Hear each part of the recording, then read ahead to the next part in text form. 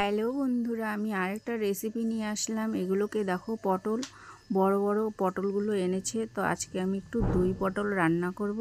তো পটলগুলোকে আমি হালকা করে ছিলে নিয়েছি আর মাঝখান করে চিড়ে চিড়ে নিয়েছি।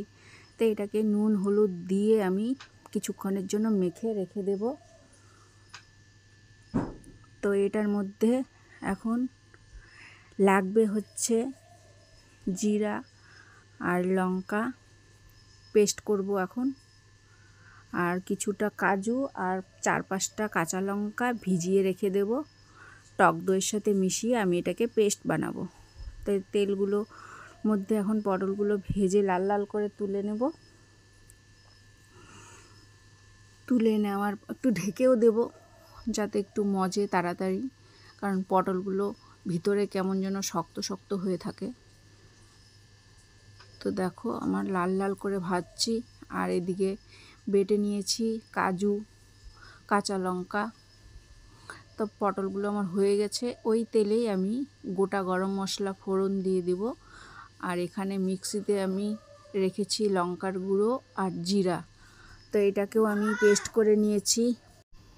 তো এবার মশলাটা দিয়ে দিলাম, ভালো করে কষাবো যতক্ষণ তেল না ছাড়ে। তো এবার পটলগুলোকে দিয়ে দিলাম। পটলগুলো সুন্দর মজে গেছে। তো এবার দেখো, পটলগুলো দিয়ে মশলা দিয়ে ভালো করে নেড়ে চেড়ে কিছুটা জল দিয়ে দিব।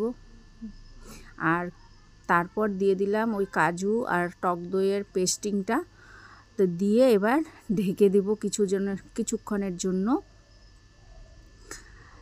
তো দেখো, ততক্ষণ দিয়ে দিলাম ঢাকা। ঢাকনাটা তুলে দেখো যে দই পটল খুব টকবক টকবক করে ফুটছে। তো এবার আমি গরম মশলা দিয়ে দিলাম আর কিছুটা ঘি দিয়ে দিলাম। তো এবার নামিয়ে নিলাম একটা পাত্রে। এই যে দেখো, আমার দই পটল, ঘরোয়া দই পটল।